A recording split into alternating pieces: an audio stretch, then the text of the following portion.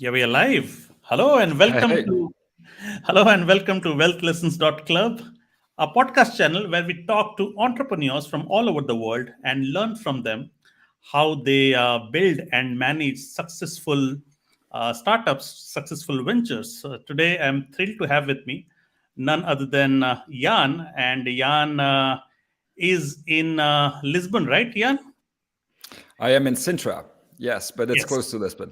Yeah, Is close to Portugal. Lisbon, and Jan is a co-founder of Good, and I had a lucky happenstance to know a bit about Jan. His full name is Jan DERUYCK, and I had this. That's nice. That's nice. No one knows how to do that. I got to meet him in one of the angel investors community here, upscalers, and I have been doing quite a few interviews from that community. Very very interesting, bright entrepreneurs and serial entrepreneurs. And Jan, I came to know about goodwoman.com, which he and his partner have built over the last 2 years. It caught my attention, caught my fancy, and that's how I approached Jan.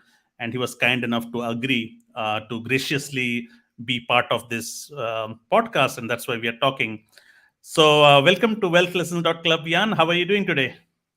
I'm really good. Like I said in the small intro we had, just had a little workout in, and yeah, I'm feeling great. And is that background for real, or is that This something is that? yeah, this is for real. Oh, Yeah, yeah. This lovely. is And you live by the beach or something? yeah. We live 5-6 minutes from Praia Draga, which is just a beautiful beach. It's the coastal side of Sintra, which is a beautiful region in Portugal. And if you've been to Portugal, it's like where all the castles are. And if you go down to the coastal area, there are a couple of really nice beaches and a lot of surfing going on. But I have to be fully honest. I came here to surf a lot, but the level is quite high, so the I waves are see. pretty big. Yeah. So, what is it about Portugal that is attracting entrepreneurs from all over the world? I have been bumping into people left, right, center who have moved to Portugal. What is it about Portugal that is so attractive? Yeah, that's a good question. I consider it the California of Europe. Mhm. It has a similar vibe. We've lived a bit in LA before, and we were actually planning to move to LA, but then the pandemic hit, and it was kind of time to like look a little bit closer to home. I'm originally from Belgium. We've had family here, and I think when we visit our my sister-in-law, we were kind of like listing up, you know, what is it about LA that we can't find in Europe, right? And so if you look at Portugal, it ticks all the boxes. It ticks all the boxes. It has amazing people to start with, a great culture, maybe even more culture, I would say. It has really a big heritage. There's a lot of great, fresh food, fresh produce. People think it's cheap to live here. That's something that definitely changed the last 10 years. Right. But it's Oh, it has still become like, expensive. Has it become expensive oh lately? yeah, it's actually one of the most expensive cities. Well, the region where we live has become really expensive because there's so much demand. And I Correct. think it's because of sunlight, and sunlight really makes a difference.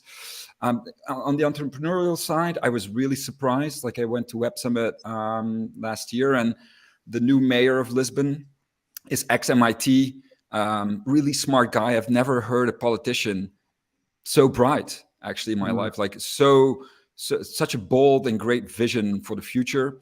Even nice. the minister of I'm not really deep in politics, but it was just very Correct. inspiring. And so I think that combination of like Web Summit being here since I think almost 10 years, and a lot of kind of drive. It's very small, but I think it builds that same California vibe that people like, and it has that kind of, yeah, anything goes. You can dream as big as you want, and for us, it was more like a getaway. Basically, we compare it to like writing your book or writing an album.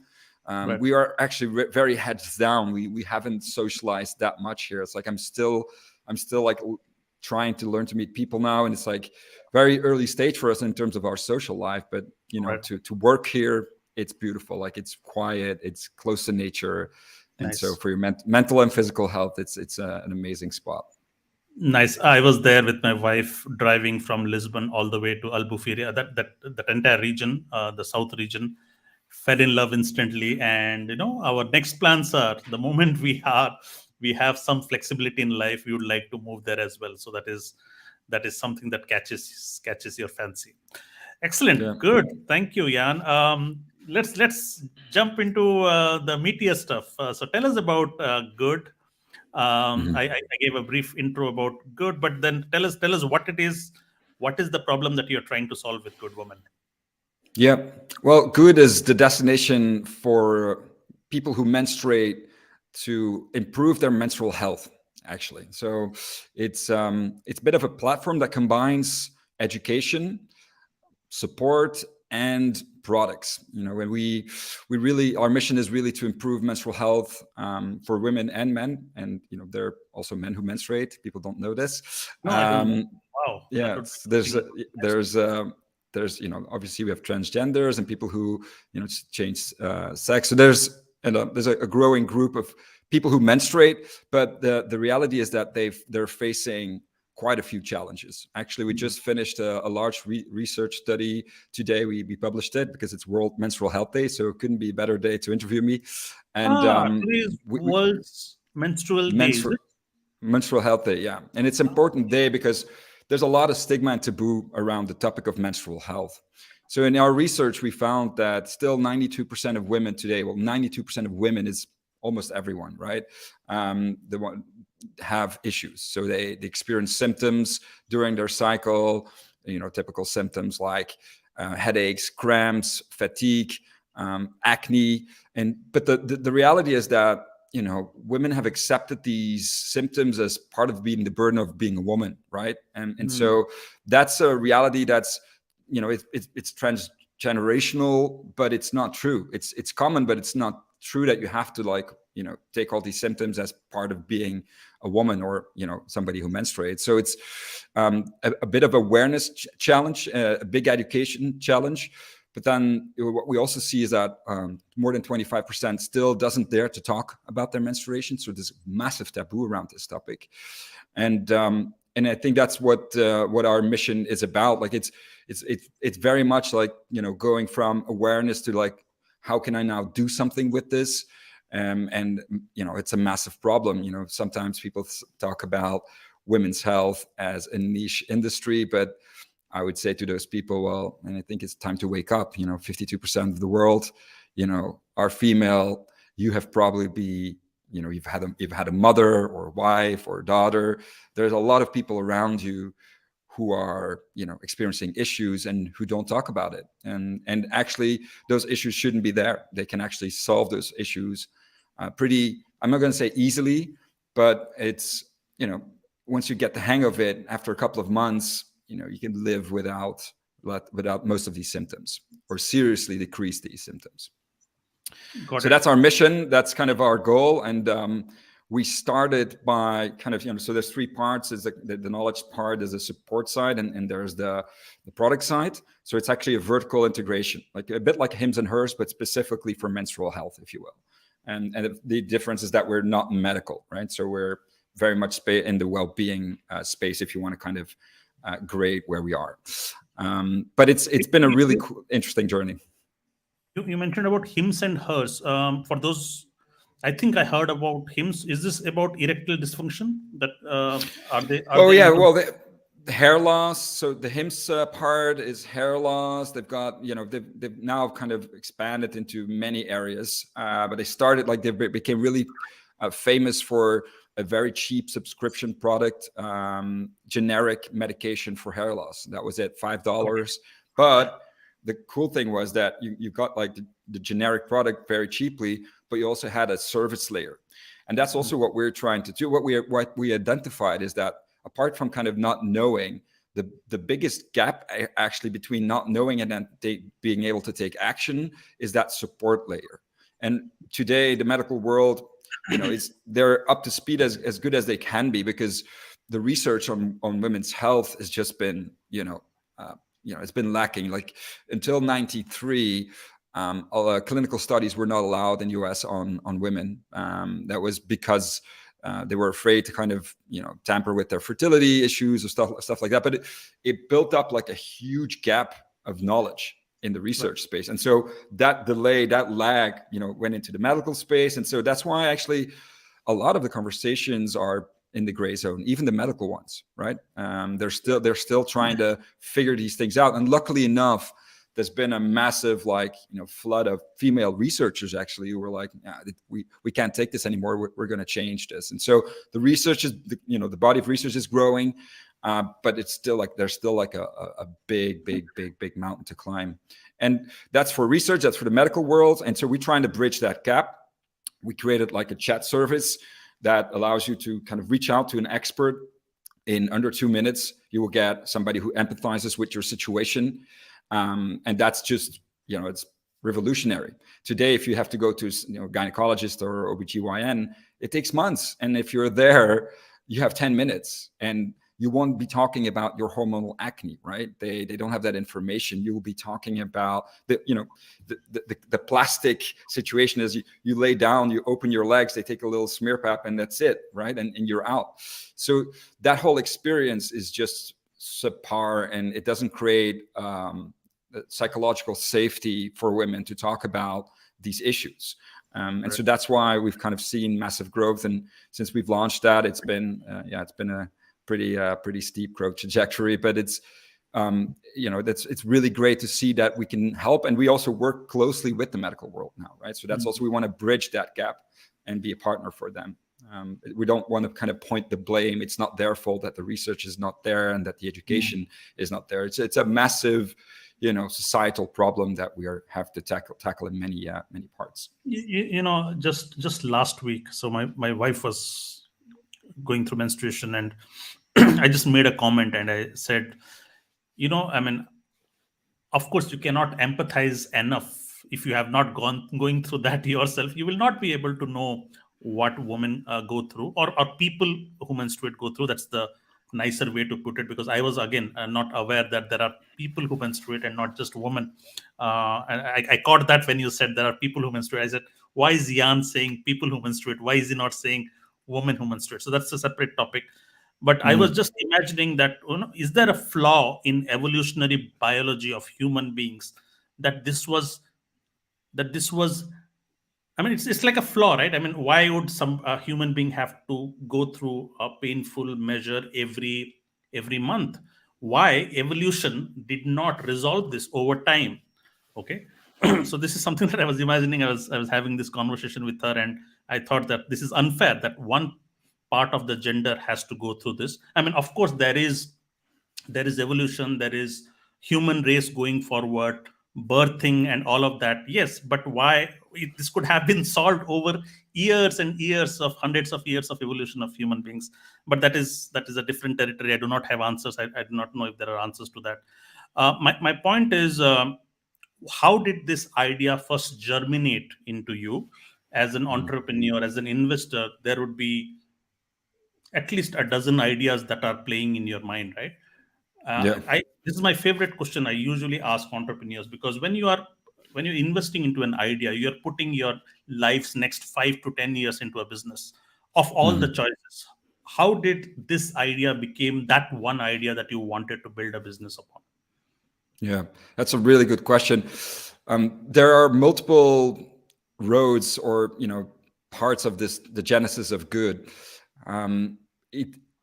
There's two things that happen. First of all, my wife and I, we're very entrepreneurial. We've always, you might understand this, but every holiday, every travel you do, we were thinking about a new business, and a venture idea. And I was working in technology and built a pretty large mobile software agency. And my wife was in a really cushy job in corporate HR. So no reason to leave those jobs. And so every time we came back from those holidays, it was like back to work. And I enjoyed my life in tech, right? It was a great time. But after we had our first son, and I think that's what happens to a lot of people, my wife didn't feel it anymore at her job. And she also had a lot of challenges before that. So when she realized that I want something different, she actually came back to work, and like 3 months in, she said, I'm out. That was kind of the first thing.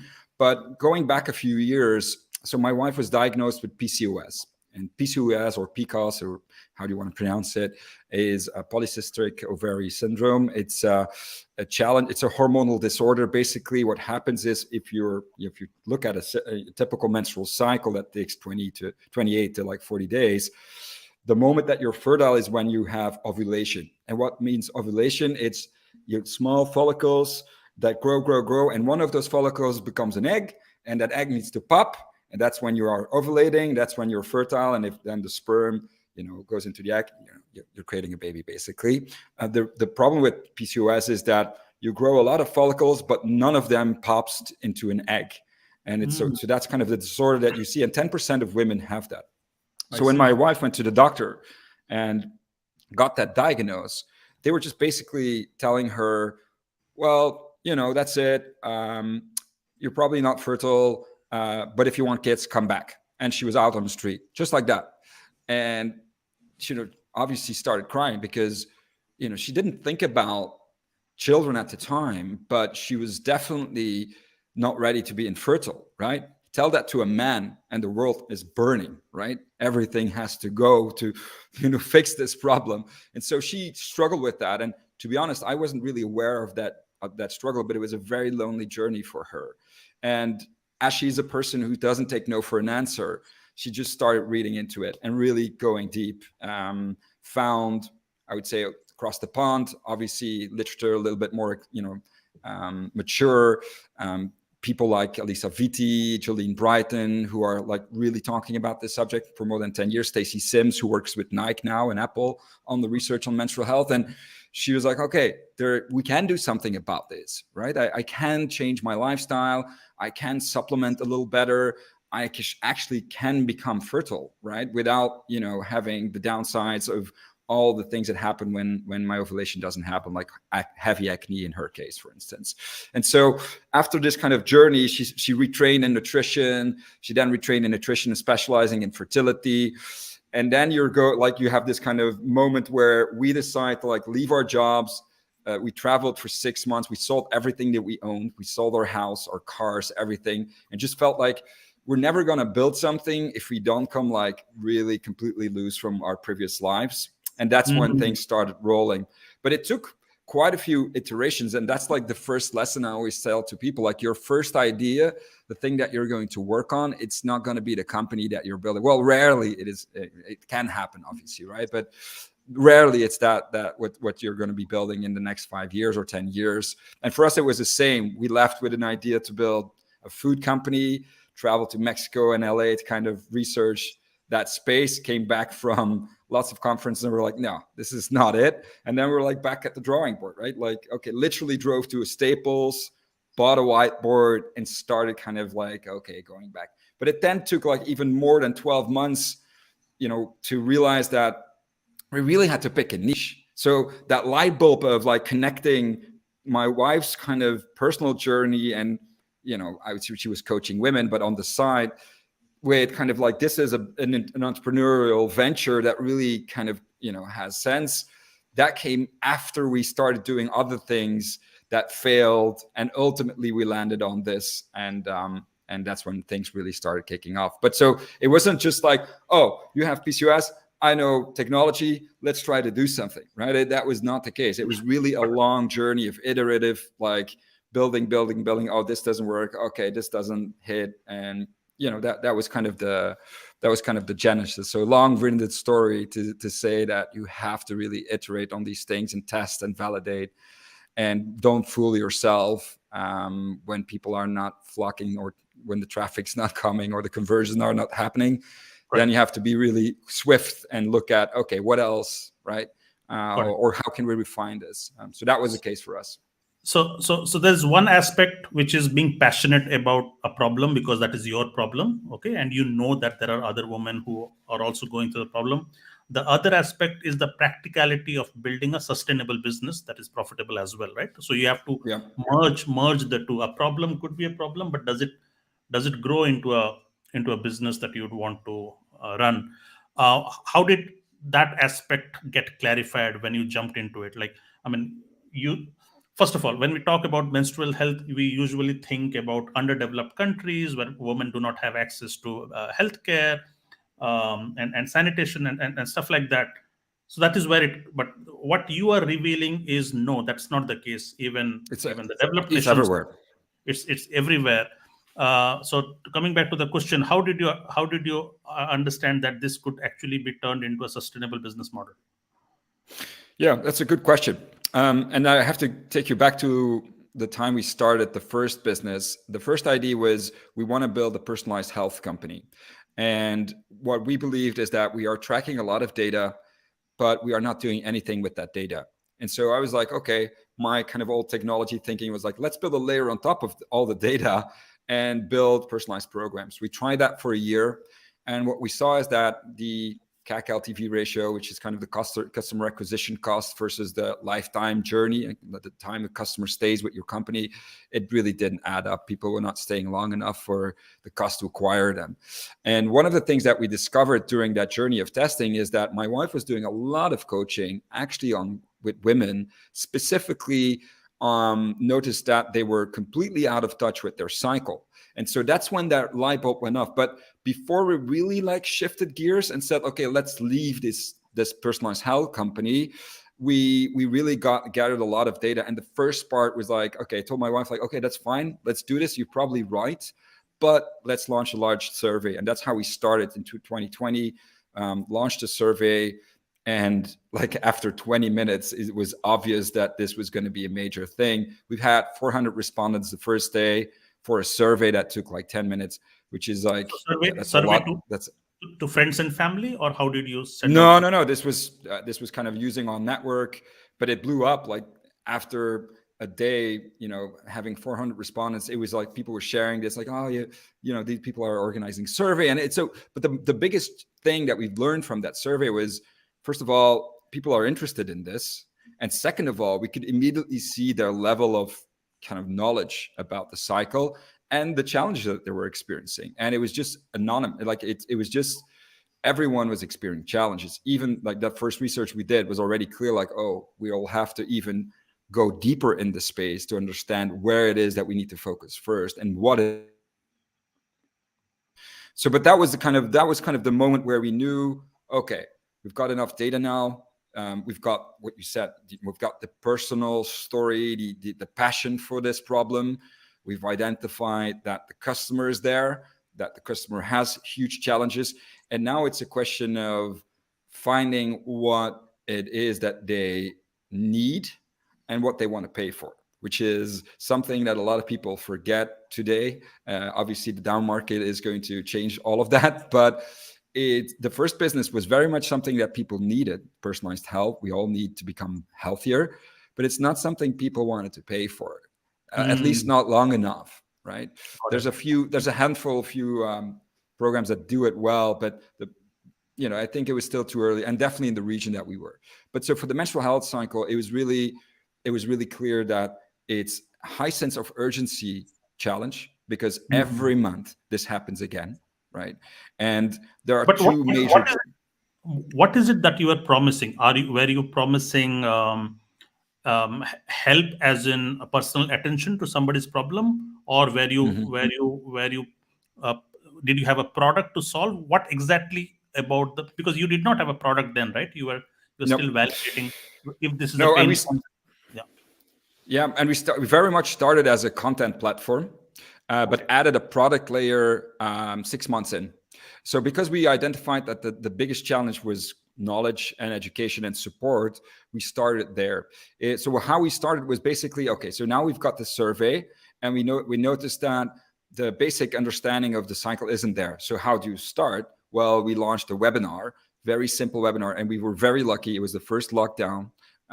Not so lucky, but for us, it was a good thing because people were looking for content. And that first webinar went up. My wife did that in, a couple of days, created something really nice. And that was very successful. We've had about 700 people sign up for in a couple of weeks for that webinar, and funneled those people into a community because we started getting so many questions after that webinar. And so from that webinar, we noticed like, okay, now we've got this basic content level out, and with that kind of renewed awareness, people were starting to wake up like, oh, wait, I didn't know this. Like the basic stuff, like a cycle has 4 phases. And we always kind of, you can use the medical terms, but no one understands those. So we used winter, spring, summer, things that are actually relatable, and made it really easy to understand, because I think a lot of this industry in the health space always talks down to people. It always comes from like, scientific this, scientific that, but the general audience doesn't really care for that. So that was the first kind of insight, like make it relatable, peer-to-peer, and easy to join. And then the second part was like, okay, now, because there are so many questions coming in and so many women who are alone in this journey, basically, let's create a safe space for them to share those stories. And that was kind of the second part of the company, was building that community. And that's when things really started to kick off. One thing that we did notice though, because building community is not, it's been that word has been thrown around like it's nothing anymore. Like everyone's like, oh, and we have a community. I think there's a lot you can say about communities, but it's very hard to build them. You really have to invest. And definitely in the beginning, it's not because people are joining your group, and we did it on Facebook back then, that they will start interacting. You really have to kind of start that conversation. And so it took a lot of effort, a lot of content building. And so what we did was kind of started to work with experts on a weekly basis, did interviews like the one that we're doing, live streaming that in the group, and bringing in experts from different fields, but people who were able to kind of communicate on a peer-to-peer level, right? Not highbrow, but understandable and relatable. And that really started, like after, I would say, the 500 or 600 kind of joiner, the conversation started to kick off. And then when it became something really beautiful, when somebody asked a question in the group, 5 seconds later, like 2 to 5 answers already. A minute later, 20 people replied. And then the thing really started kicking off. But the biggest insight we got from that was that now we have this beautiful community, but you still have that. How big was the community? Well, I think when it really started kicking off was around 1,000, which is already quite a big community. That's when we really around 750, 1,000. But you don't need a big number. You need an engaged community, right? And so that was really, the engagement was through the roof. We've experimented with different platforms and ideas, but the engagement on Facebook back then and Facebook groups was still far out. Is the best platform to do it for us. And it was not for us, like the most important thing for us was to provide a safe space to women. And so that was kind of the insight. But our DMs, emails were full of private questions. And so we understood that it's not because you create that community that you just eradicate the taboo. The taboo is still there. The stigma is still there. Right. And so the questions were very practical. I'm looking for a gynecologist who knows a little bit more about XYZ, or I'm trying this product, or I'm doing this. But it was never about, I've been trying to get pregnant for 7 months and it's not working out. What are you doing? That was something that came through personal chats, DMs, basically Messenger, WhatsApp messages, emails. And it's at that moment we realized like, okay, now we need to build this customer support layer, this customer care layer, where these people can get first line support. And if, this is a, complicated case, we can actually facilitate that conversation with an expert. So that's kind of when the idea of like, okay, let's build the support layer. And then ultimately, going forward, you keep iterating, right? You keep kind of diving in. We found that so many women were buying over-the-counter, poorly formulated supplements, really horrible stuff, highly synthetic. For a supplement, there's a lot of stigma in Europe on supplements, and I understand it. I was also very skeptic about their kind of, their work, how they work. But when we really dove in, it was like we did 100 customer interviews, and that's really important to do on a continuous basis. But we did that like in an intense 2 weeks. And we found that so many women are buying these products, but they really don't know what they're buying, and they don't know what they're for. So that's when the third light bulb went off. Like, okay, how do you make sure that, first of all, you create amazing products, but secondly, how can you monetize this? Monetizing content is possible. It's not impossible. But what we found is that women really don't want to pay for this stuff. What they do buy are these products, and so these are high margin, crappy products. So our idea was like, let's at least build a decent range of products that we know is great. It has scientific research behind it, and so that we can create a better experience for these women, but also have better outcomes for them and a way for the business to make money. Got it. And when you talk about supplements, is this standard? Because I have to ask my wife if she takes any supplements during her periods. But supplements are meant for during the ovulation phase or during the menstrual phase. Is that how it is? Yes. Well, now we have to zoom out a little. The challenge with your cycle is a lifestyle issue, and lifestyle and nutrition issue, typically, because what happens is most women are put on the pill for a very long time. And if they've been put on the pill, they've actually never ovulated during that time. So women think they have menstruation, but the blood that they use is not fake blood. It's real blood, but it's not menstruation blood. That was by design.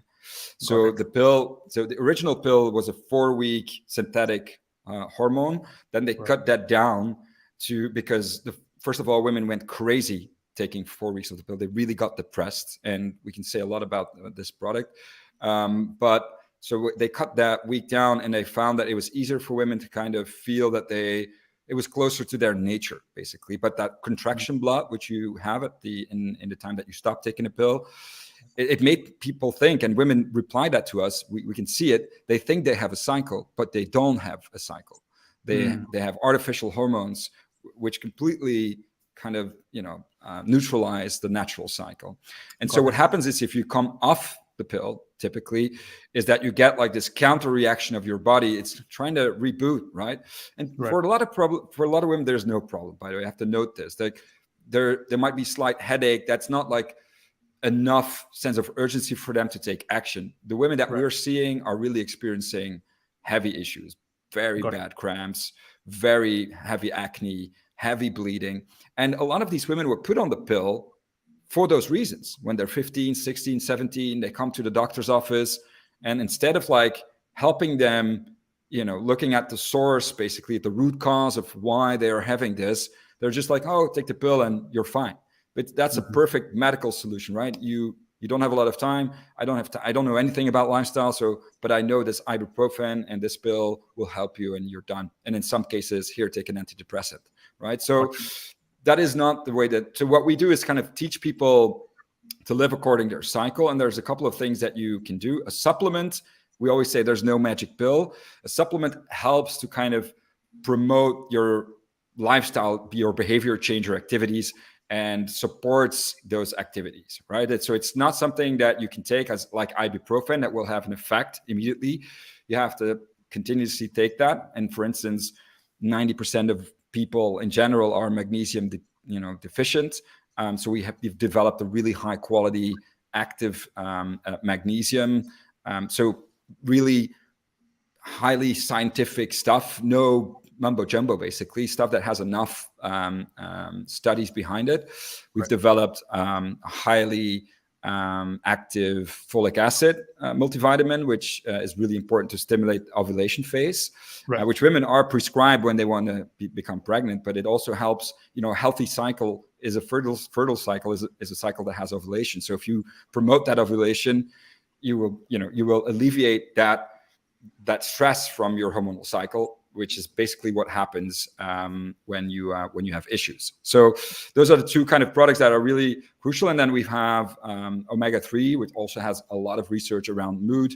And the last one is a skin product, which has high quality zinc.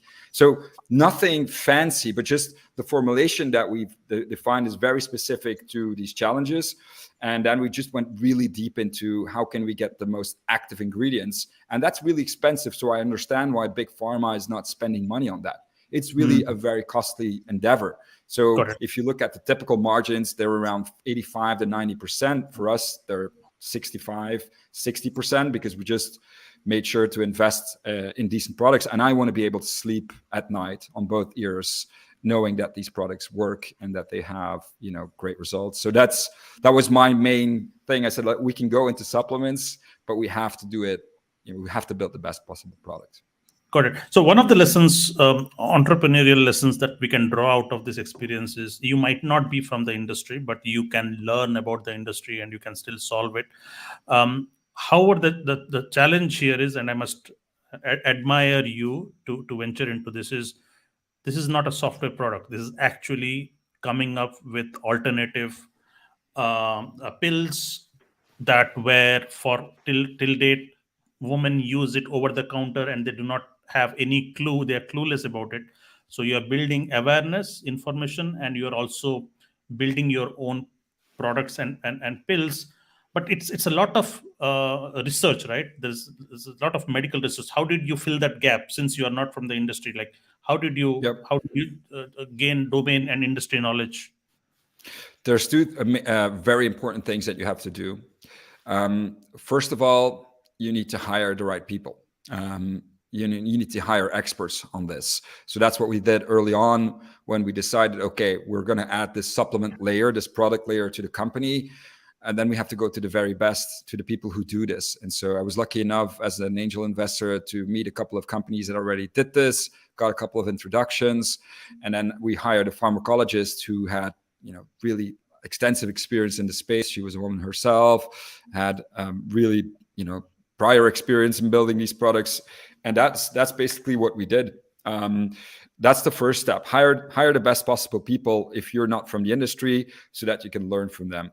By the way, this is in Dutch, but you can change it in English if you want to. Anyway, and then the second part is get the best possible advisory board that you can get. And I think a lot of people, when you see DAX, well, they don't care about the advisory board. But in the early stages as a founder, it is really crucial. And we were lucky enough to have the people of Lonza, one of the largest supplement manufacturers in the world, who are behind Ritual, Seed, they were really interested in what we do. And so they said, okay, I think what you're doing here is really crucial. We can see the trend in Europe, and we want to help you build this company. And so they first came on as advisors, and now they are also investors in the company, small scale investor. But that kind of strategic advice and network also helped to open up a lot of doors. And so that I think you have to surround yourself with industry experts and build a close relationship with these people and really, really keep them engaged, I would say. And that's I think finding advisors is really difficult. It takes quite a bit time. It's like finding, your people for your team. It's like finding investors, but it's a really crucial aspect. And we found people with experience in supply chain, experience in building companies, basically, and built a really, really great advisory board around the company from day one, basically. So that very much helped too. Got it. And what's the rule of thumb when you are building your advisory, especially on a research topic like this, right? How do you, what do you promise in return? I mean, you might share whatever you are comfortable with, but usually when you are hiring a good set of marquee advisors, what's the conversation like before you ask them, influence them to join you? Yeah, well, one of the things that I learned from someone else was try to establish a relationship with an advisor before you're even talking about advisory. And one of the things that I learned is that good advisors typically are advising you without having that need to like any financial relationship. And so they are just doing that because they love advising, basically. I'm an advisor too, so I had a bit of experience with this, and I'm very hands-on. I like to work, roll up my sleeves, basically. And I found a couple of people who were like that too, and it took a bit of time. But once you get that conversation going, at some point you realize this is becoming something bigger, and then you have that conversation. And for us, it was clear that we wanted to offer something. So at Founder Institute, you can find a draft advisory contract that is really good, and it's based on what stage you are and the engagement that you have with the advisor. And so pre-seed, pre-product, and high commitment, an advisor can get like up to 1.5, I think, of the company percentage. But if you're like a later stage, and it's like a small time commitment, it's like 0.1, 0.2. So, but I think Founder Institute really boiled it down properly, and we used that framework. We adapted it to local legislation, but that's it. But it's important to first establish that relationship and really have that experience with the advisor, and not just a couple of, this one is exactly, really have that conversation going, that relationship going for a couple of months before you really go into this conversation. Because a lot of people get burned on this, right? And there's a lot of advisors out there, quote unquote advisors, that are just, ready to use this, but then don't really provide any value. So you really have to figure out what is the value, can this person deliver, and then have this conversation. And we were lucky enough to have a couple of those people early on. But we have a large set of advisors who don't have equity in the company. Only 2 advisors have actually equity, and they are the ones that are also like, tightly connected to us, and where we have like more than monthly calls, like sometimes even weekly calls, depending on the stage that we're in. But that's the rule of thumb. Establish that relationship, discover their value, let them show you what they're capable of. How do you, so yours is an exception because you were an angel investor already, you had a network of advisors before, but if somebody does not know advisors, how do you build relationship with advisors? As you recommend, right? You build a relationship with an advisor before you have them as official advisory. How do you do that? That's a question that you can ask about how do you talk to people. It's the same. There are just people. There, the only difference is that I can tell you the practical steps. You go on LinkedIn and you look at the companies that you think might have experience in this space, and look for people in the innovation department, or look for people in business development. They are typically more entrepreneurial, right? And that was very much the case. Or you ask around, you look at advisors of other companies. They might share this online sometimes, or it's doing the research, talking to people. If you really don't have any experience, no experience, go to an accelerator. There are in every country, there are really great accelerators, and who don't take equity. That's important too, I would say, who are just there to support early stage founders. And if you don't have a network and you're really fresh to the space, sign up for a community, sign up for an accelerator, do something to get to know people, because they might not be the people that, end up staying with you, or, joining your company or advising your company. But it's through those kind of early conversations that you will figure it out. You just have to do it. So how do you find advisors? Start talking to people. Got it. And I have also seen that advisors, if they are really good, they want to be in the know. So they would also proactively want to talk to you on what's happening and learning from the ground for all the bright new ideas coming from new entrepreneurs, isn't it? So the conversation is never like transactional, but they also want to elevate their knowledge on what's happening and what are the new ideas. And eventually a relationship could form. And when your product matures or your business is in a need to get them, you cannot help but hire them, isn't it? Because they have been helpful in your formative months or years. So that's a good one. Let's talk about at what stage of your startup. Your startup is like over 2 years now. Would that be fair to say? Yeah. Well, we launched in October, so that's where we put the milestone, as but the company is effectively older than 2 years because we pivoted, right? So, but we started doing the research March 2020 and started a community in April 2020. and it took quite a bit of kind of iterative work. We launched like, the first e-commerce site. I built that myself in a couple of days, and that took a while. And then you start building product, which is a whole new, like, physical product, which was a whole new world for us. And then you need to start building a brand, because we're in the B2C space, if you will. You have to nail the value prop. You have to nail the brand. There's no way around that. I mean, I would argue that everyone needs to nail their brand. Look at Superhuman. It's a different product, but they have nailed it very specifically. People know why you go to Superhuman. For us, that was also really crucial. Kind of, what is it? We were very close to the brand, and at some point you have to take a step back, and we hired really great people to help us with that, and it elevated the whole thing. And so we launched that in October. And that's where last year, October 2021. That's when we start counting. So we're 7 months in now, something like that. Yeah, early stage. And did your community serve as a platform for you to launch, like to spread the word out? How much would you pay credit to building that community first, that engaged community that you mentioned about? Or or community did not contribute that much and marketing did post launch? It's interesting. So the community is separate from the company. It's actually a group that doesn't even have our name, but we also started building on Instagram, which is more branded now.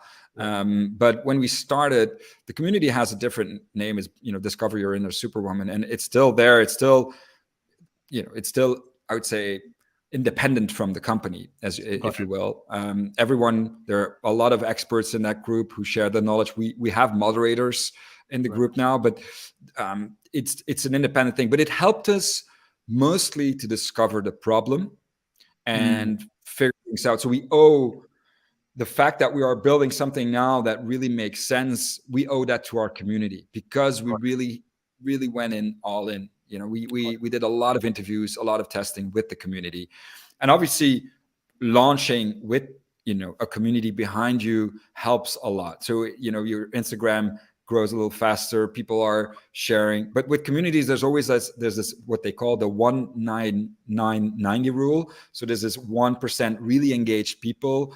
You have the 9% who are like interacting, and then you have the 90% who are lurkers, basically, who don't do anything. And so that's very much true. So you have to understand that 1% and that 9% are the people that you can count on.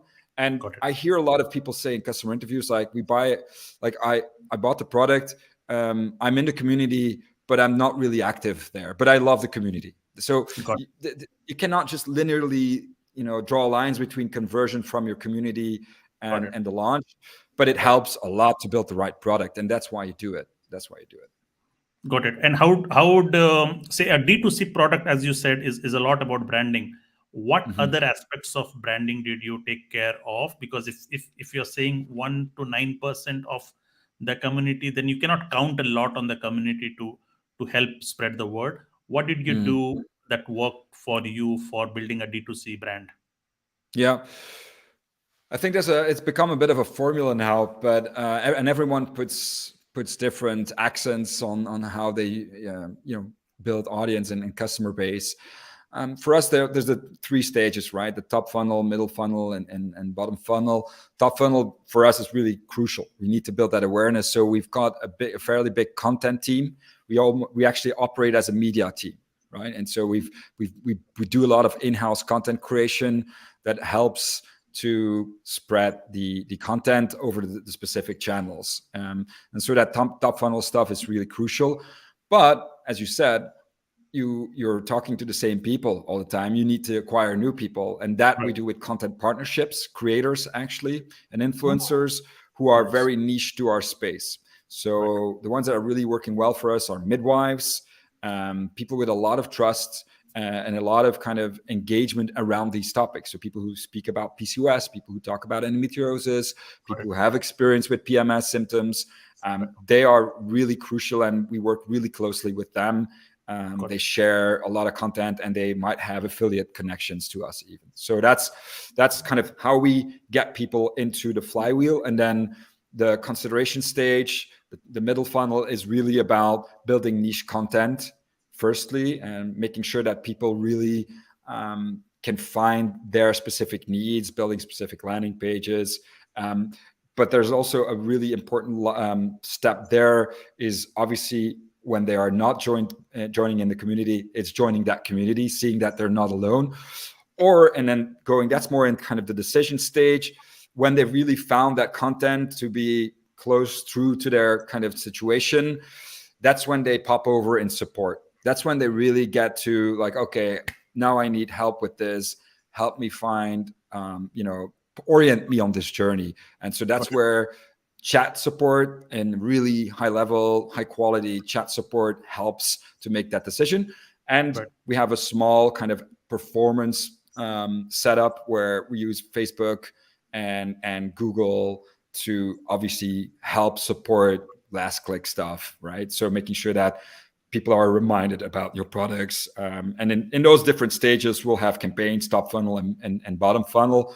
But 80% of the business is organic and direct. So that means that the people either type in Google the brand name or they go directly to their search bar. And that's because they've seen the brand on Instagram, they've seen the brand or heard about the brand on television, stuff like that, and on the radio, stuff like that. Yeah. So your business model today is products, and is there a service also, consulting? Yeah, this is the phase that we're at. So we started pretty much D2C. We have a B2B2C side where we use specialized retailers who talk about these topics. So in the UK, we're starting up with a company called Untitled. They are a menstrual health retailer.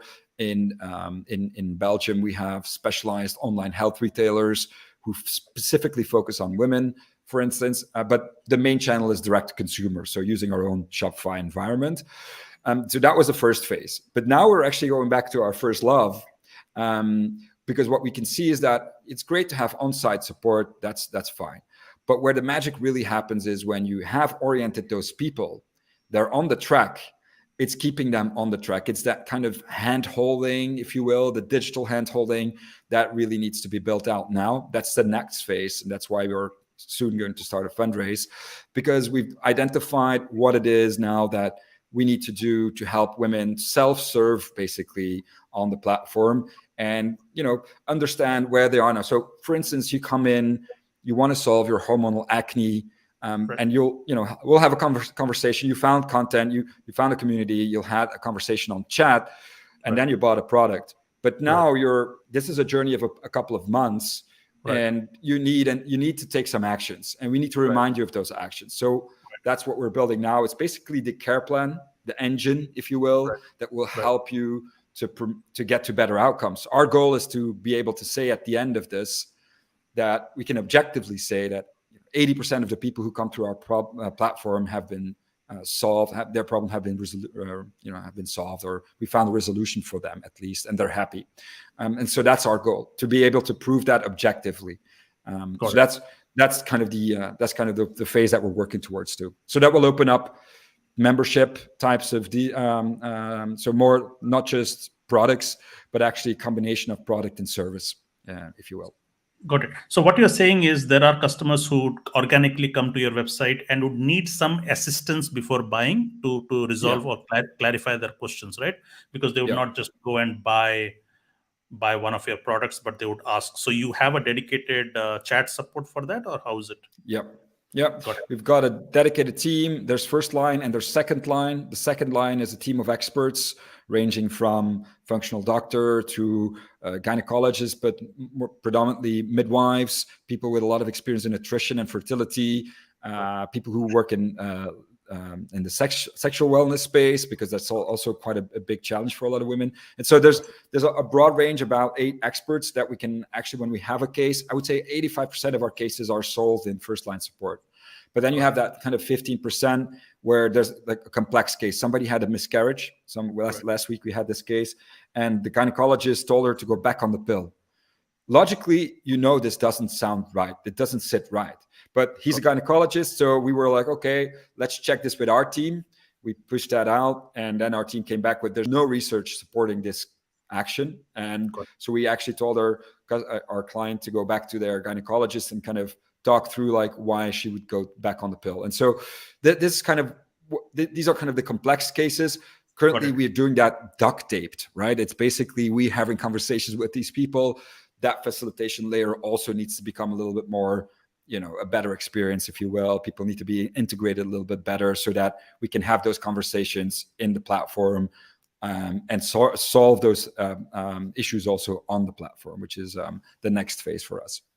How do you resolve the conflict between your credibility and access to their immediate doctors who might prescribe them something else?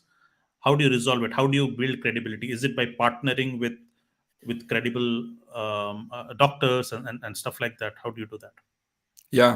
Yeah, we have to. That's step one. We cannot risk anything, even though we are in the well-being space. And granted, in the well-being space, there are amazing people doing amazing work, and who also, use science as their kind of backbone. But we could do whatever we want. But for us, that's really crucial that we actually have that scientific backbone and that we have that relationship with the medical world. But I'm going to be honest, it's not easy, right? There are a lot of opinions, and that's the challenge. It's a bit like politics sometimes. It's what you believe. And because the research is not there, right? There's no conclusive research in a lot of cases. And that troubles me. I come from a scientific family of doctors. So I've always been a skeptic about anything. And I think that's where we need to do a lot more work. But that's a societal effort, right? So what we try to do is, work as closely to the scientific world. With the scientific world, we're actually doing research with a scientific group soon again. So that's what you need to do to build those bridges. And there will always be people who, don't believe what you say or have a different opinion, and that they're entitled to that opinion, right? But does it? Are there governing bodies or certifications or something of that sort, or approvals or something of that sort? Does this industry have any certifications that? So for us in Belgium, so where the company is located, we are one of the highest regulated markets in the world when it comes to the product side of the company, right? Supplements are highly regulated. You cannot say anything that is not scientifically validated, or you get into trouble. It's not like the UK or the US where it's basically the Wild West and you can say whatever they want. That's not true. I mean, there's also rules and regulations, but we're in a country that is very strict. And I had a conversation with someone earlier. In the beginning, that was a bit of a pain in the ass, but now it's actually one of our advantages, right? Because all the products that we have health claims backed by science. And so going now into other markets where the regulation is less tight, we actually have that trust, and we can build that trust because of the work that we did in terms of regulation. So yeah, I think it's a good thing. And I really am a big supporter, big proponent of more regulation for these products. Definitely on the quality side, there's close to nothing now. And so we are taking, it in our own hands. I want to be able to, this is something that you ingest, right? So we want to be able to sleep on the, right? Sorry? If you are the trailblazers. So if you are the first one in this domain, in this space, then you would be the first one to, if there are any regulatory needs, then you would be the first one to get this, isn't it? Because you are the one who is putting in all the hard work, all the research and stuff like that. So, but how is the side? We're not the first ones to ship a supplement, but on I would say on the care model side, that's where we'll be first, where we combine new research and really innovate on how do we combine lifestyle with products and create a care plan that can objectively change someone's situation really for the better. That is the core question for me. Got it. So Jan, I just wanted to know, how do you plan your capital and your investment? Did you bootstrap it at the beginning? You said you launched it in October, right? So did you bootstrap it, or did you raise a pre-seed or seed? How did you plan the business model, your runway, and what milestones did you have? Maybe something on that would be helpful to our listeners. Yes, sure. So We are effectively bootstrapped, but we called it a small pre-seed. We have a small range of we did a small round with angel investors. I heavily invested in the business, and then we had a couple of banks with us who were so kind enough to support us early on, and so mostly non-dilutive capital, some grants. I think the good way to start a company is to look at free money, which is government money, if there's any, get that. Secondly, look at banks. Banks are always eager to loan if your business is viable. And then thirdly, look at angels and venture, right? And so that's what we did. Now we are raising. Is that the sequence of priority one should look for? Yeah, because one takes the most time. So getting government money is not something. It's not like you get a term sheet tomorrow and you sign it and it's done. You really have to build your case. But what I liked about that is that building that case helps you to refine your business model, your business plan, and your financial planning too. You have to have a really, really decent financial model to get funding from governments, and I think that helps you to become a little bit more aware. To be, I love that kind of early stage bootstrap way of growing a company, but it's not for every type of business, right? It was good for us, but if you're building a highly technical product and you need 5 AI engineers, yeah, no way you're doing this bootstrapped unless everyone chips in, right? That's it depends on the type of business you're building. For this, we could start with relatively small budgets and be very capital efficient. And luckily enough for us, we are today a very capital efficient company. I'm running the finance side of the company. I'm with an interim CFO. I'm on top of this. Literally, that's something I am really worried about all the time. And so I look at forecasts a lot. I model a lot. I build quite a bit of scenarios to look at what needs to change. What could we do? Do we need to buy bigger inventory? What does that do to the cash flow? And stuff like that. It's for me, it's a bit of a second nature. I come from my parents. My dad is an accountant, and my grandfather too. So maybe that's why I'm like that. But cash, planning your finances is something that is crucial. Definitely in the early stages, you need to understand how much money you have, but also how you're spending it and how you can spend it most efficiently, most wisely, basically. So yeah, that's something I'm on top of, and I'm basically doing that every week. We implemented OKRs.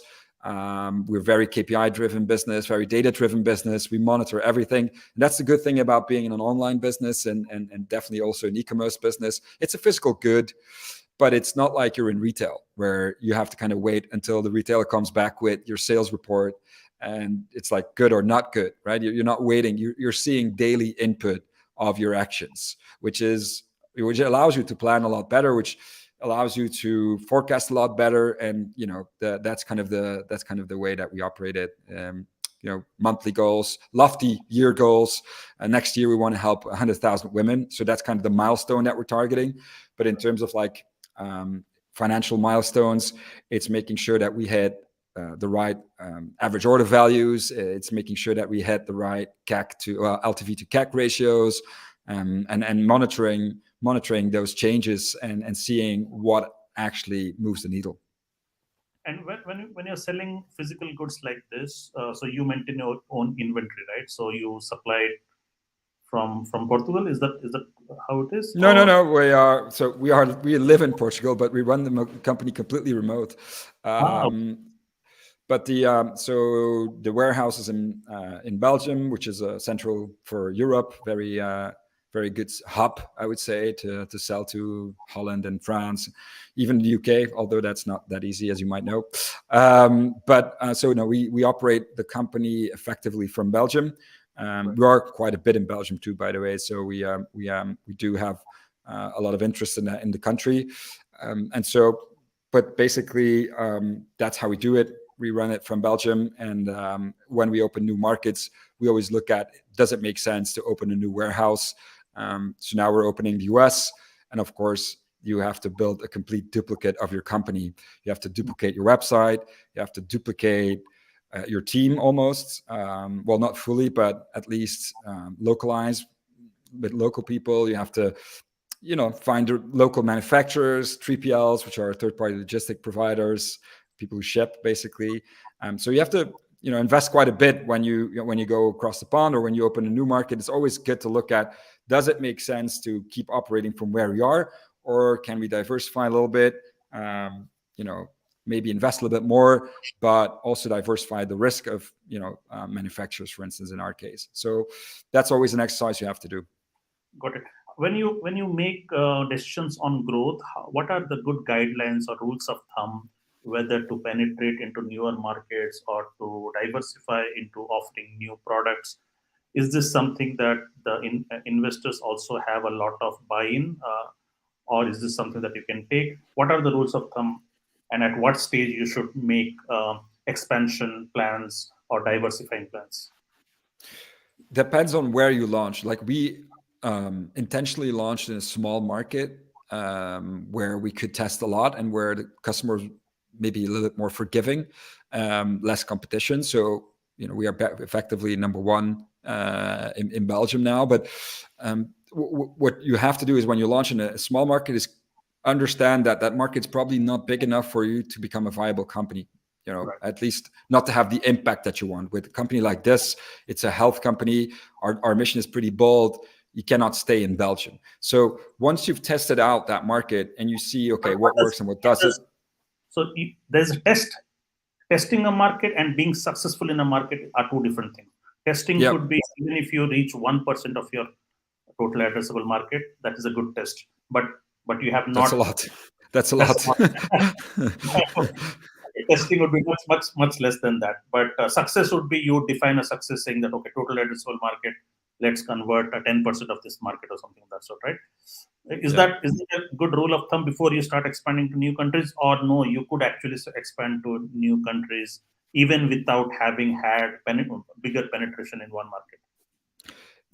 Again, this is... and the reason I ask is because this could be, if you're a startup, it could be a lot of distraction to manage multiple markets when you have not yet capitalized or succeeded in one market, right? So I would agree that it's better to start small and iterate.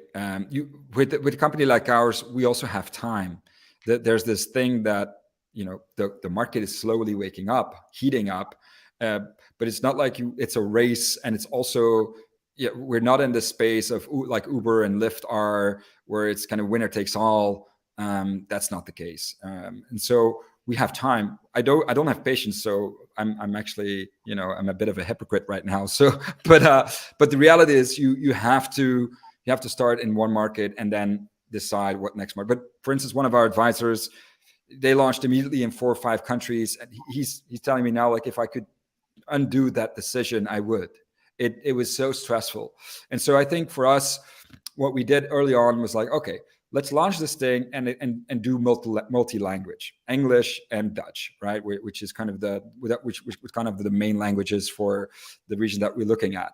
And then you start looking at data, doing small tests, and basically Google will tell you what your next market is. It's not rocket science. We thought Holland would be a logical next step for us, but the price point is too high for the customer there. The customer is used to buying off-the-shelf, white-label products, is very price sensitive. So you do a bit of testing, you spend a bit of money, and then you look at, okay, it's not working. We've tried this for now, a couple of months, and conversion is not great going up. We see engagement going up. So that's when you decide, okay, we're not going to do a big launch there. We'll just keep growing organically and not spend money. But in our case, for instance, France was really popping up, and the US was just unignorable. Is such a huge amount of traffic on the website without even being there, without even having any content targeted or any campaigns targeted at that market. Is just such a big market. And so for us, it was like, okay, we can try to conquer Europe country by country, but the amount of investment you have to do to open a new country is pretty similar to the US. For instance, opening up Germany for us, we need to go back to regulators. Some of the products we need to change even because they have very, very, very high limits on folic acid, for instance. So you need to build new product, you need to hire German people, localize everything in German, and then you're going to a market which is big. But if you compare that to the investments you have to do for the US, it's, it doesn't add up. You cannot make that investment if you're right in your mind, basically. So for us, it was pretty obvious. But I'm not going to say that's for every business. It's the same. We have a physical good. There are a lot of complexities that come with physical goods. The reality is test your market. Look where your customer is. Do your qualitative research, which is really crucial too. So we have the data, which is always the base layer. But then you also do the qualitative research. And for that, what I mean with that is talk to founders. Talk to founders in that market. Talk to people in that market. Go to conferences. Start going out. Now you can go out to any conference again. Start traveling again. Go to those cities. Talk to customers. Talk to investors. Talk to everyone in the space that you like and believe are building an amazing company and are maybe like even further down the line, but are maybe a little bit more general. And so not a direct competitor for your specific niche. Stuff like that. That's what we did too. So apart from seeing the data, we traveled quite a bit to the US. We were thinking of launching in the UK first, and we actually decided not to, as everyone told us not to. So even if you can see data, for instance, in our case, conversion in the UK was not bad, but it was not great. But you could say like, okay, we've got a team that... UK is also a big homogeneous market, unlike the rest of Europe, no? But the challenge was for us is... it's complicated. I cannot go into detail without saying a lot of. Brexit has sorry, is not Brexit.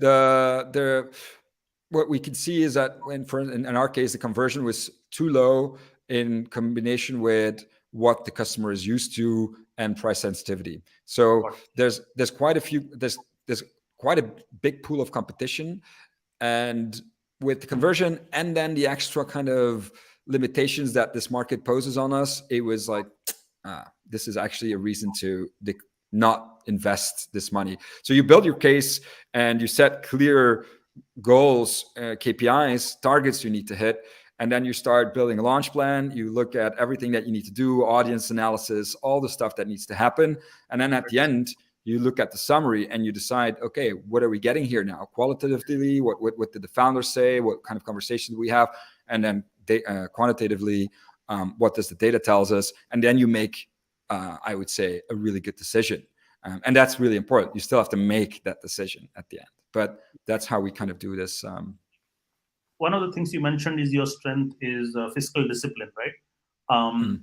Maybe you can shed some one or two things that startup founders and entrepreneurs should pay close attention to while they are ramping up their businesses once they have found or they're beginning to find product market fit, and particularly on the CAC, because I imagine your cost of customer acquisition will be negative in the first few quarters. I'm sure, right? Because it's all about growth, and you're giving discounts maybe, or your marketing spend is really high.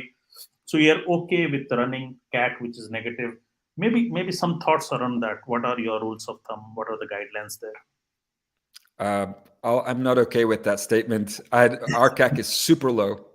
So super low as in positive, you mean? Yeah, we've got a CAC of 12 and an LTV of 378. So that's all close to 37x LTV CAC rate, which is unheard of in most. Is it what does 378 mean? Is it a number of months, lifetime value, right? Lifetime value is spent, right? In our case, so it's how much a customer spends in their lifetime, and currently that's 378 euro, and we pay 12 euros to acquire them. But you only launched in October, so you do not have a timeline to actually. No, but that's no. But you have predictions, right? So our 6-month LTV is 249, and then you can predict. You have tools for that. We use Lifetimely for that, by the way, if you're interested in that. But Lifetimely predicts your LTV over 12 months, and so. But even with, let's say, even with the 6-month LTV, which we now have, 248 euro at a CAC of 12, it's still a good number, right? So it's still what on average you need to look between 3 to 5. If you don't have 3 to 5x on your LTV CAC, then you're in trouble, right? Then you know that you don't have anything to build on.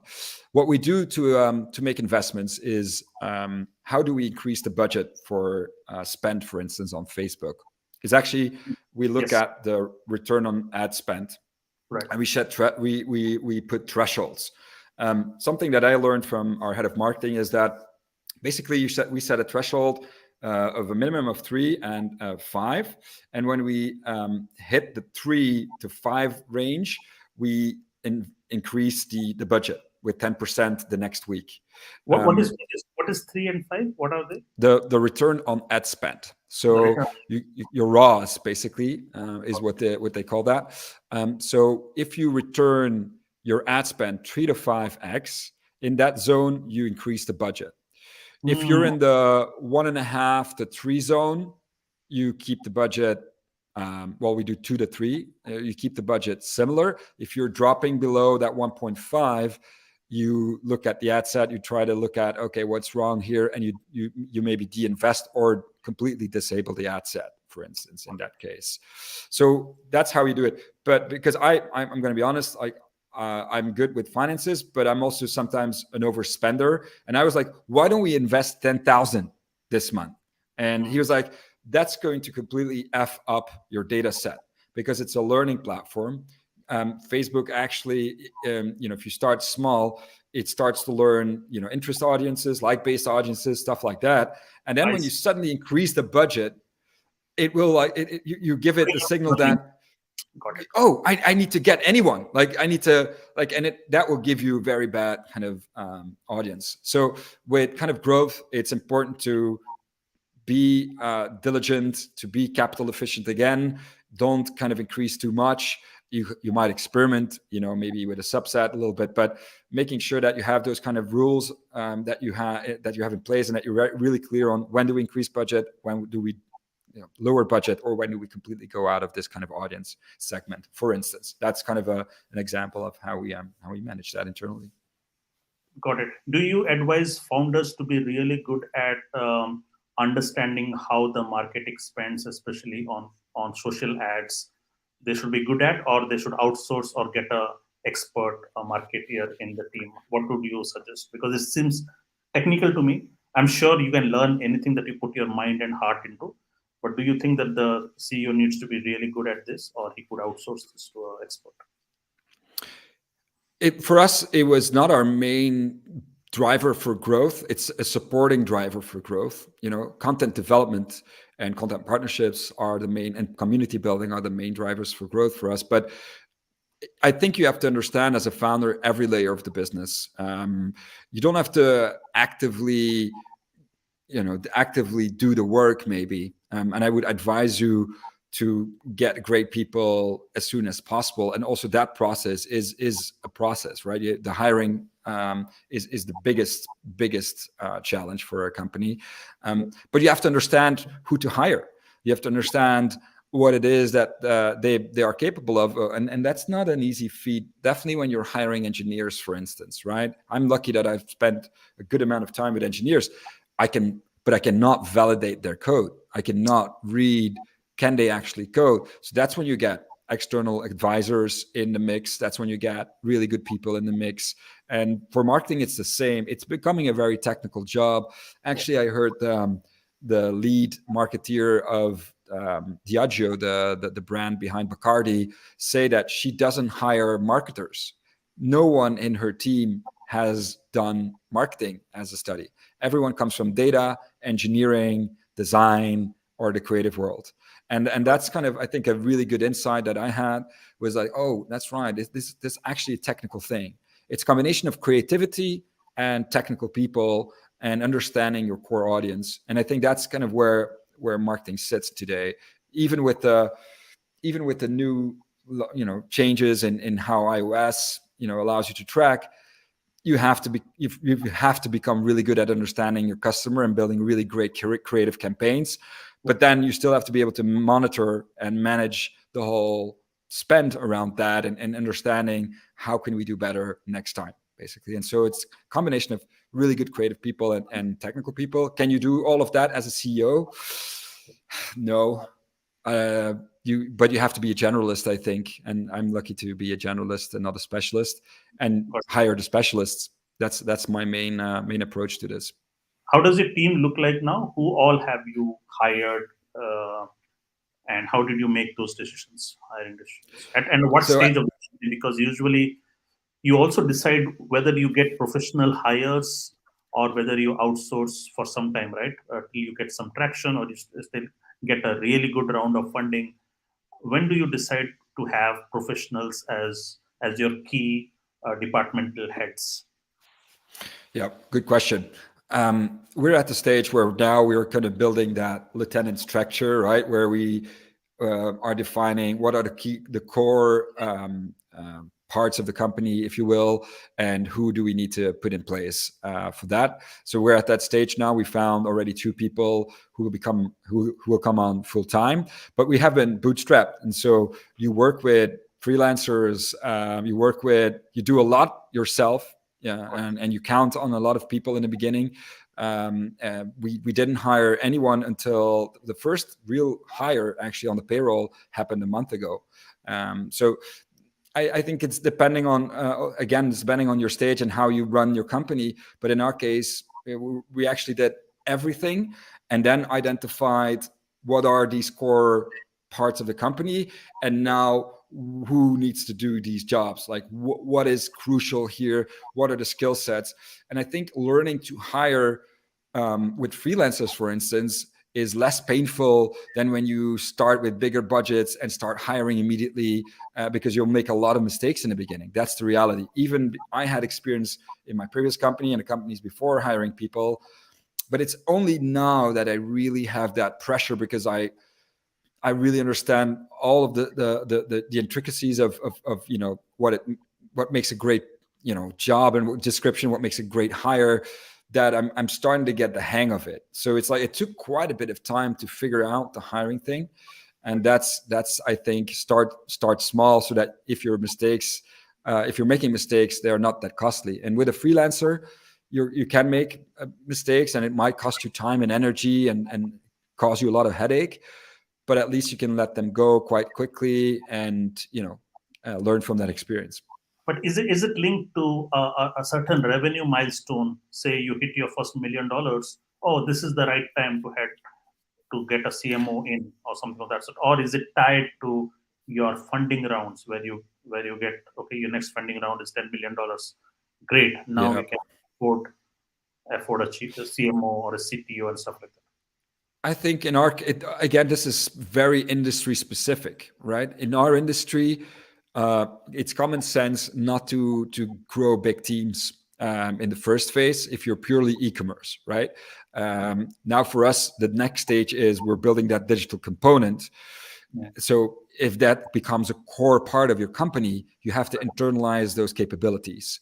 And so with that comes a bigger round, comes a bigger responsibility. That's when you decide to hire CIO, CTO, chief digital officer, whatever you want to call them. That's when you hire data people. That's when you hire a couple of engineers to make sure that you can internalize those processes. You can start building a digital product. But again, if you're a first-time founder, you have no experience with building an engineering team, for instance, that's a really big pain today, right? So again, I think building up that experience with a bit of freelancers, understanding what makes a great relationship, what makes a great person, what is great code, what is not, is really crucial in the first phase. And then make those mistakes with those people, and then learn from that and take it to the next round. I think for most founders, patience is not something that we have, right? But you have to learn it. You have to practice it. It's really a virtue. So that's my biggest takeaway from this.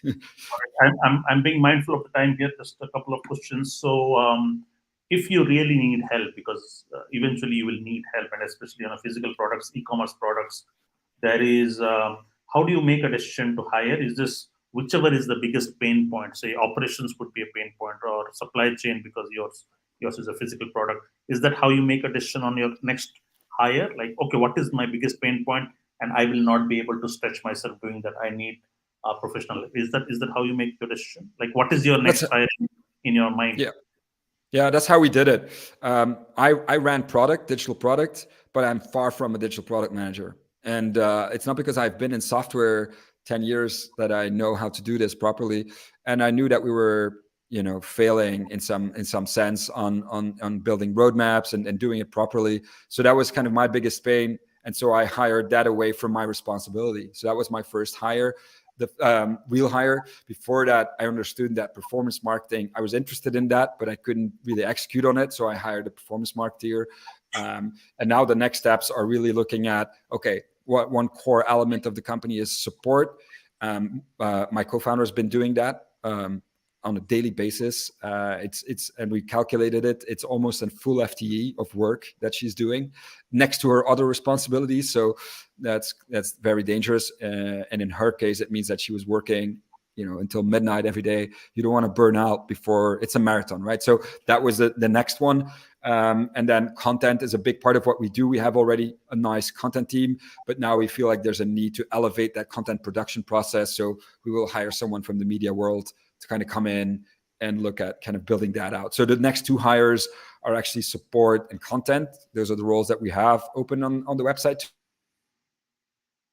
When we round, we will look for the digital side of the business, and that will be, additional people in terms of product marketing, people on engineering side and data side, and then that's kind of small but good team that can work with the agencies and the external teams that you have to build this company out. Because that's one of the things I also would advise, like, don't spend all your money with agencies, but do spend money with agencies that can help you kind of fast track some of the work. And definitely in software development, you're not going to be able to build a team fast enough. You're not going to learn how it works to build the processes, to build steady digital products. So make sure that you have a couple of people who speak the lingo, who understand it, but work with external teams to kind of fast track some of that work, is my advice. Now, obviously, if you're a tech company, you have to build the core product internally. That is key. And you might get external help to kind of fast track backend development or anything that's kind of supporting that core element. But make sure that the core stuff that you're doing, and like you said, the biggest pains, that you hire those roles internally. Next question is on equity, and this is, I think, the most important question. How do you decide on, so when you raise funds or you get some really key team member joining, right? What are the guiding principles? How much equity to share with the investors, and also to hire, say, a co-founder or some CMO or operations guy who you might not be able to pay a lot, but equity is the only attraction, right? So how do you make those decisions? Yeah, both to investors and employees. Sorry? Both to investors and employees. Okay, so to investors, a good rule of thumb is early on not to sell more than 20% of your company. Even try to sell less than 20% of your company if you can. So that's a valuation play. Basically, what is the valuation and what are you raising? And that's going to determine what percentage. And if you calculate that you want to raise 2 million, but your valuation only gets to 6-7 million, that's not a great situation, right? So it's pretty simple in the early stages. Valuations there's no magic. It's basically looking at what other companies got valued at, what kind of localization, what stage we're at, maybe what traction, and then it's a sales game. Like how can you how far can you go with it? So that's one thing. But as a founder, it's important to keep your equity as close as possible, so that you have decision power in the company. That's kind of the rule of thumb, I would say. Obviously, for some companies, and definitely with the last 13 years we had, it didn't make sense. The capital was free, and people like the companies like, for instance, the Gorillas, right? They were raising aggressively. I don't know how much diluted they are, but I can assume they don't have that much equity in the company anymore. For people, in our case, we started a company both as co-founders equally. So that was kind of a quick decision for us. And obviously it's a very specific case, right? We're husband and wife. But for employees, we immediately created an option pool. So our advisors got a bit of equity, and we created an option pool of 10%, which is some people would say a lot, some people would say not. That's just So also how... outside of the 20%. Sorry? So this is outside of the 20%. So total pool is 30%. Total pool. Like if you look at the whole company, 100%, we have 10% saved for people who are important to us, and that can be coworkers, that can be advisors, and so there are tools that you can use to calculate how much someone should get in what stage, based on the stage again, where you are. There are calculators out there, and again, it's a bit of a rule of thumb advice. And then secondly, it's also, a part of the negotiation, right? It's figuring out what you want to give and what the other person wants, I think, and that's going to be a conversation. In general, I would say, don't spend more than 5% on people who join like early stage, but are like super key. For instance, if you're looking for a CTO co-founder role, between those 5 and 10% range, I think is what you will find. Again, market dependent. Larger markets, smaller equity budgets. Again, so there's a lot of factors that you need to take into account. But there are good rules of thumb that you can find online. And next to that, reach out to your investors, your current investors, what they believe is feasible. They will definitely want to have a say in that too. Excellent. Well, this brings us to the end of a fascinating conversation with Jan. I mean, Jan, I must personally tell you, I enjoyed this conversation. It was only getting meatier and interesting, but I do not want to take advantage of your time.